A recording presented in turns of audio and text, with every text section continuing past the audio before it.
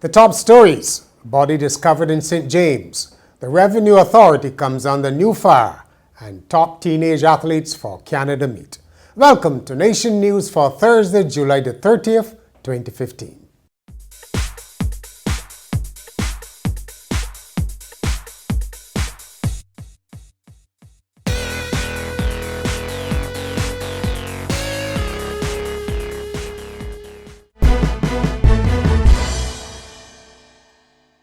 Police are advising residents to be extra careful as crop over enters its final weekend.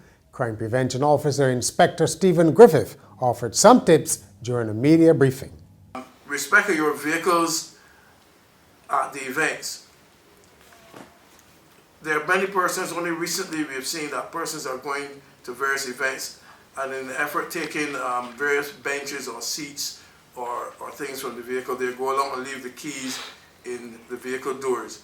And we're asking persons to be careful with this. Do not leave the keys in the vehicle doors.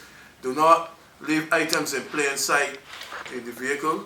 Do not leave cash in the vehicles. Always ensure that these doors are locked before you head off to the event. There are a number of events, especially Bridgetown Market and Kadooment, where the persons will be along beaches enjoying also the beach. But what we are seeing too are people leaving items on the beach and going away from them in the sea. Please look after your items on the beach. Do not take your valuables and your jewelry and these items to the beach. The incentives given to milk farmers in the recent budget could help to revive a stagnating milk industry. This is the view of Dairy Operations Manager at Pine Hill Dairy, Lorenzo Roach. He said lower prices could encourage Barbadians to drink more milk. You guys would have recognized that most recently the government would have announced the introduction of a cess, which would aid in us getting a price point to the consumer that would be beneficial to them. And in doing that, it also aids the farmer in order to get a better price for their raw material. So at the end of the day, the farmer benefits in that he's getting a better price for his milk, and the consumer benefits in that they're getting a better price for the milk that they're buying. A locally produced milk that exceeds and meets international standards at that price point, I think is an exceptional achievement. Mr. Roach was speaking as the dairy awarded two farmers, Sheldon Foster and Paul Davis, for producing high-quality milk in the second quarter of the year. He said local farmers can produce international quality milk. The dairy itself is an ISO certified plant, and you will recognize that there are certain standards we will need to ensure that our primary raw material meets in order to satisfy the demands of not just the local market, but also any exports that we may do. So again, we have farmers that are not only able to meet those standards, but in many instances exceed those standards. So as a token of our appreciation and to recognize those tremendous improvements, we've actually come out and I recognize those farmers who've done that. Mr. Foster is our second recipient of this award, and these guys are all in the running for the end of the year for the farmer who has produced the best quality at the end of this calendar year. Police are investigating the discovery of a body of a man at the garden in St. James. Police spokesman, Acting Superintendent David Welch, reported that a passerby came across the body of Donald Cadogan, aged 52, just before 7 o'clock, in the compound of RTR Supermarket. He resided at Crusher site in St. James. Police say they are treating the death as unnatural until a post-mortem is done. The Revenue Authority is under fire from a new source. Representatives of the financial services sector are unhappy that the agency requires them to fulfill the reporting deadline for an American tax compliance law in mid-August, even though the regulations have not yet been passed in Parliament. The displeasure was made clear at a public forum to discuss the new law known as FATCA, which requires foreign banks to report on accounts held by Americans. Finance Minister Chris Sinclair had told the session earlier that the legislative and technical requirements for FATCA will soon be in place. With respect to legislative requirements, I am pleased to inform that the necessary amendments to the Income Tax Act have been approved by the Cabinet and will shortly be brought to the Parliament.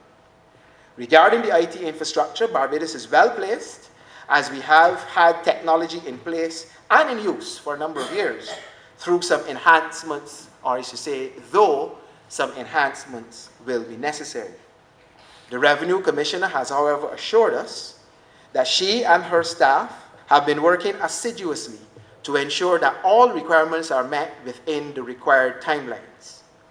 In this regard, they have attended a number of seminars, meetings, and workshops hosted by the OECD and the Global Forum, and I have been informed that these meetings have proven to not only be informative, but also act as a forum at which the more experienced jurisdictions could share their knowledge with the newer jurisdictions implementing these protocols.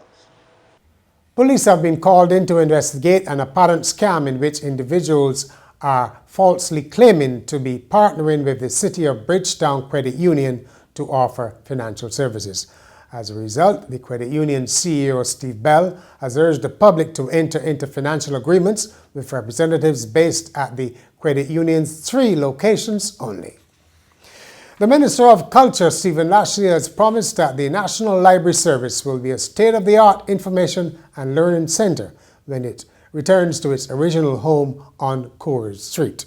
Speaking at the launch of the Carnegie Library restoration and fundraising project on Wednesday, he said the 100-year-old building will be fully refurbished and elevators installed. A courtyard area will be added between the library building and the old Supreme Court, while parking facilities will be provided to the east of the building.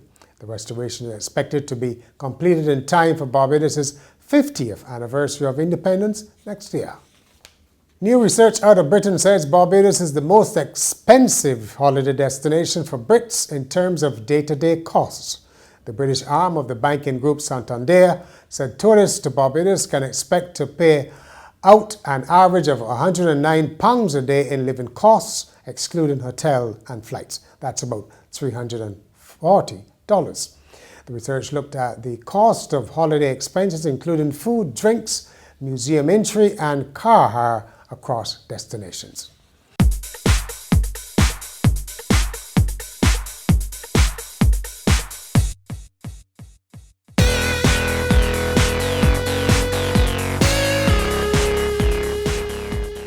In sport, 7 of Barbados' top junior athletes will face the best in this hemisphere this weekend at the Pan American Junior Track and Field Championships in Edmonton in Canada. They are Tia Adana Bell, Mario Burke, Shade Williams, Tristan Evelyn, Rivaldo Leacock, Stephen Griffith, and Dequan Lovell. And finally, a lawsuit filed in Australia alleges that an airline passenger suffered back injuries as a result of being seated next to an obese person. The lawsuit by James Bassos against the Etihad airline alleges he was seated next to an obese man on an October 2011 flight from Dubai to Sydney. Court filings allege Bassos had to contort and twist in his seat to prevent having to make physical contact with the other passenger, who was purportedly coughing a lot during the flight. The judge ordered the complainant to undergo a medical examination. That's Nation News for Thursday. For more, log on to nationnews.com, as well as YouTube, Facebook, and Twitter. And remember to pick up your Weekend Nation on Friday or subscribe to our e-paper.